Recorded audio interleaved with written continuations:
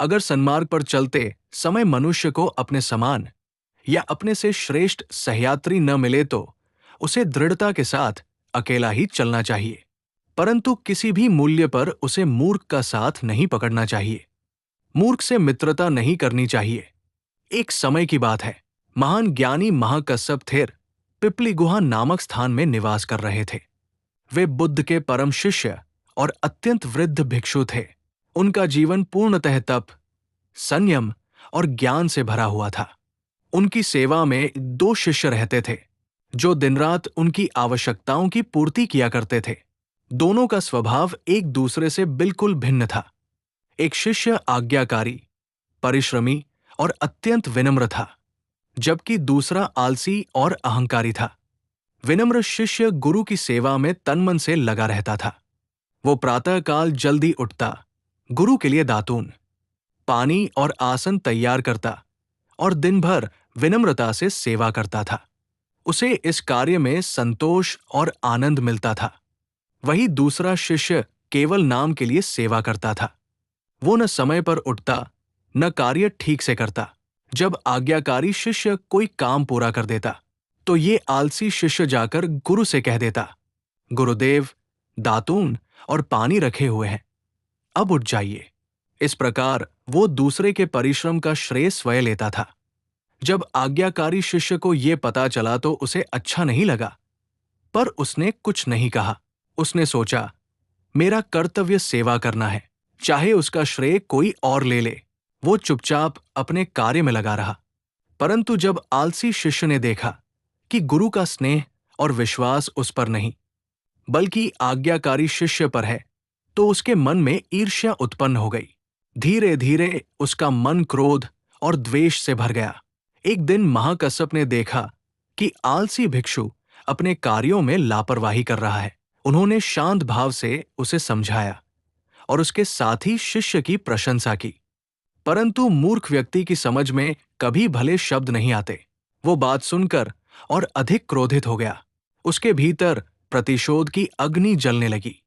उसने मन ही मन निश्चय किया कि वो किसी न किसी प्रकार अपने गुरु को कष्ट पहुंचाएगा। कुछ दिनों बाद वो भिक्षाटन के लिए गांव गया। वहां उसने उपासकों से झूठ कहा, महाकश्यप थेर आज बहुत बीमार हैं, उन्हें स्वादिष्ट भोजन की आवश्यकता है। गांव के लोगों ने श्रद्धा से स्वादिष्ट भोजन दिया, परंतु उस दुष्ट भिक्षु ने वो भोजन स्वयं ही खा लिया और खाली पात्र लेकर लौट आया। जब महाकश्यप ने पूछा, भिक्षु, जो भोजन तुम लाए थे वो कहाँ है? तो उसने निर्लज्ज होकर उत्तर दिया, मैंने खा लिया, आपको उसकी आवश्यकता नहीं। महाकश्यप ने शांत स्वर में कहा, भिक्षु, भिक्षा का नियम पवित्र है। जो दूसरों की श्रद्धा से लिया जाता है उसे व्यर्थ में स्वयं खा लेना अनुचित है। परंतु वो और अधिक क्रोधित हो गया। वो किसी भी प्रकार सुधारने को तैयार नहीं था। दूसरे दिन महाकश्यप अपने आज्ञाकारी शिष्य के साथ भिक्षाटन के लिए निकले। उधर आलसी भिक्षु का क्रोध और भी भड़क उठा। उसने विवेक खो दिया। वो विहार में आया और वहां रखी वस्तुओं को इधर उधर फेंकने लगा। उसने न सोचा न समझा और क्रोध में अंधा होकर विहार में आग लगा दी। विहार जल उठा और वहां की सारी वस्तुएं नष्ट हो गई। जब महाकश्यप लौटे तो उन्होंने देखा कि उनका निवास स्थान राख हो चुका है। उनका मन किंचित भी विचलित नहीं हुआ।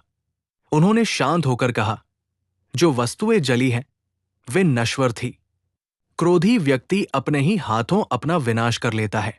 वे न क्रोधित हुए न दुखी, केवल करुणा से बोले, जिसे ज्ञान नहीं, वो अपने कर्मों से स्वयं दुख पाता है। जब ये समाचार भगवान बुद्ध तक पहुंचा तो उन्होंने भिक्षुओं को बुलाया। बुद्ध ने कहा, महाकश्यप को ऐसे मूर्ख शिष्य को त्याग देना चाहिए। मूर्ख व्यक्ति का संग हमेशा दुख का कारण होता है। उसकी संगति मनुष्य को अंधकार की ओर ले जाती है। जो स्वयं अज्ञानी है वो दूसरों के लिए भी बाधा बन जाता है।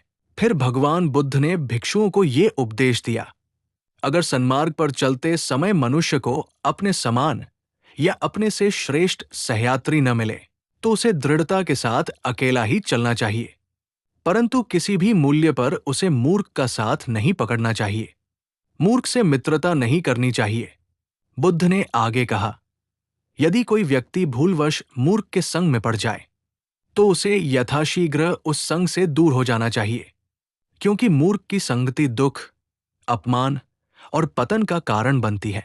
वो न स्वयं सुखी रहता है, न दूसरों को रहने देता है।